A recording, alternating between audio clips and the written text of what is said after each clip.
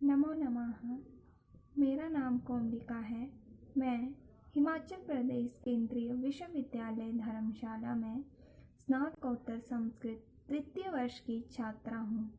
हमारे शिक्षक डॉक्टर विवेक शर्मा जी ने हमें प्रदत्त कार्य दिया है और मुझे जो विषय मिला है वह है पंडित राजशेखर।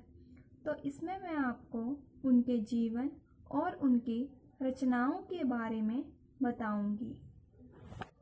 पंडित राजशेखर संस्कृत के एक प्रसिद्ध नाटककार एवं काव्यशास्त्री थे।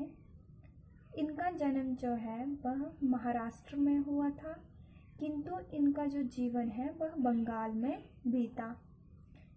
यह जो है वो यायावर वंश में पैदा हुए थे और इनकी माता का नाम शीलावती था, पिता का नाम दुहित या दुर्दुप था, पत्नी का नाम अवंती सुंदरी था और वह एक क्षत्राणी विदुषी महिला थी। पंडित राजशेखर जो हैं वह महेंद्रपाल एवं उनके पुत्र महिपाल के गुरु एवं मंत्री थे। पंडित राजशेखर जी का समय महेंद्रपाल एवं महिपाल के जो शिलालेख हैं वह लगभग 10वीं शताब्दी के प्रथम चरण में प्राप्त होते हैं और राजशेखर का जो समय है वह 880 से 920 ईस्वी के आसपास माना गया है। इनकी रचनाएं अब तक जो है वह इनकी 10 रचनाओं का पता चलता है, जिसमें से 4 प्रबंध और 5 रूपक और एक काव्यशास्त्रीय ग्रंथ है। इन्होंने स्वयं अपने षड प्रबंधों का संकेत किया है। विधिनः षड प्रबंधा नाम।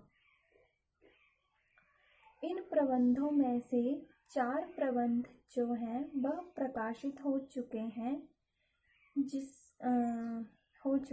जिसमें से पहला है बाल रामायण, दूसरा है बाल महाभारत, तीसरा है विद्वशाल मंजिका और चौथा है कर्पूर मंजरी।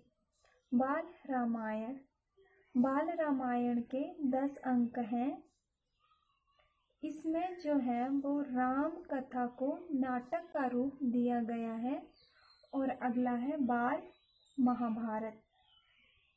बाल महाभारत में महाभारत की कथा का वर्णन किया गया है और इसको दूसरे नाम से भी जाना जाता है।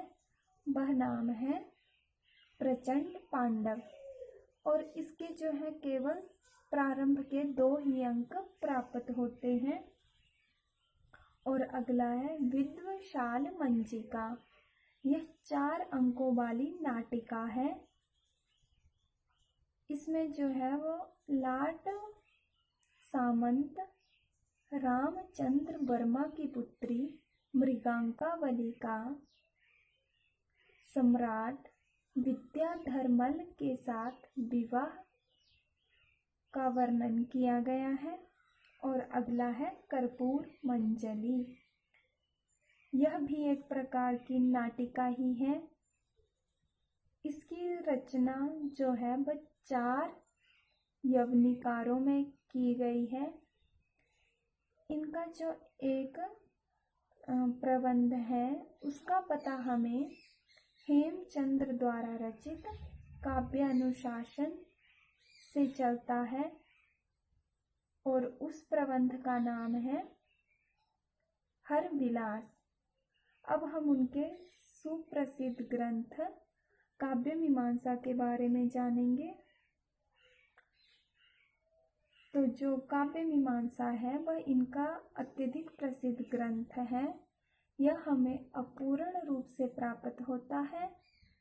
इसके जो हैं वह कुल 18 अध्याय हैं, जिसमें से प्रथम अध्याय में काव्य शास्त्र के उद्भव का वर्णन मिलता है, जिससे पता चलता है कि किस प्रकार से काव्य पुरुष ने अष्टादश अधिकरणों वाली काव्य शिक्षा का उपदेश अपने शिष्यों को दिया था। इसी के साथ धन्यवाद।